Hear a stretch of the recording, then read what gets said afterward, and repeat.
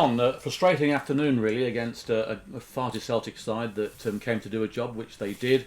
1-0 ahead with a good goal from Isaac Stones, and really should have seen the game out. Yeah, really nice to see Isaac get off the mark. I think he's needed that. He's had two difficult introductions prior to today, so for him to get a goal, I think will be a little bit of a confidence booster for him. And we've just said in there that we felt the boys deserved the 3 points, I thought, today overall, but we just a little bit of naivety towards the end. Probably cost us the point. We've gone trying to get into a battle with the big boy Ellis, who I've known for a long time, very good in the air, but he's all he's going to do is flick things on, and we've gone and tried to compete with him and got caught flat. And the lads got in behind us and equalised for them. So we're a bit disappointed, Paul, because I think 3 points wouldn't have been unjust, I don't think. No, certainly the second half was a vast improvement for both sides, actually. It was quite a dull affair, a bit scrappy in that first half, and neither side really causing too many problems. But Kettering came out and really gave it a go in that second half, and I thought looked the better team. Yeah. Certainly Harrison Neal had that shot, that volley that was sort of saved by the keeper and went out eventually for a throw-in. But we had some good chances, just couldn't put them away. Yeah, Powley, just before he came off, he worked his little bit of magic on the end of the box and trying to curl one at the bottom corner. It was just a little bit wide, but I agree. I thought we were the better side in the second half, and we've just been. I think we've just been sucker punched at the end there. It was, wasn't it? It was undone, really, wasn't it? Flick on and a little run through, and then a strike. Yeah, really, their first shot on target, really. It was, yeah, and a bit disappointing. Like I say, we're a bit disappointed, but we've got to pick ourselves up and go back to work on Monday and try and pick something up at Gloucester.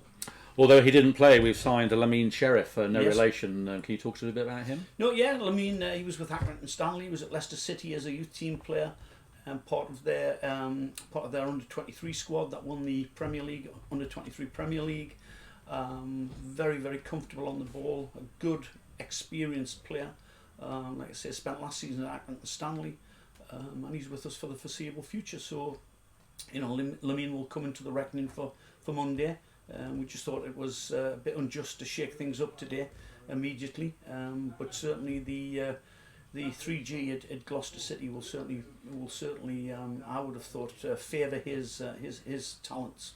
Yeah, we've got two tough games, haven't we? Gloucester City, as we say, on Bank Holiday Monday, then a week today against FC Fylde, who are, I suppose, one of the favourites to win the league. And Gloucester also, I suppose, are in that bracket, aren't they? Of course, and we're playing two teams with large wage bills. There's no two ways about it, with squads of good players because of that.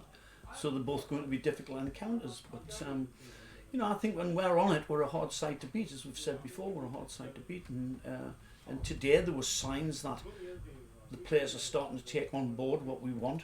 I thought it was a much improved performance on the Gateshead performance. So hopefully, like I say, we'll be able to get something out of those two games. A few players missing today. No Unwin in the side, and Ward as a substitute who wasn't used. So there's still quite a squad to pick from, isn't there? Yeah, we've got a decent squad, and they're all, as we've said, and I hate to keep saying this, but they're all quite young. We're probably lacking just that little bit of experience, in one or two divisions. And I think if we can get experienced players in, they will help the youngsters develop, and I think we'll have quite a decent side. How close are we getting, do you think, to the experienced players coming? Coxie mentioned last week about it, and we have signed Sheriff, obviously, but are we any closer to getting that experience in that side to help the youngsters? The gaffer and I are working on it all the time, talking to agents, talking to players all the time. But of course, there's always the stumbling block of finances, and players, experienced players just want that little bit more, and sometimes they're outside of our price range, and we won't give up. The window shuts on Tuesday, as you know, in the football league. So there'll be some players who haven't got a job on Tuesday, so they'll be looking, out of contract. They'll be looking to come and earn some money somewhere. So maybe there might be some development next week. Okay, thank you, John, for your input there.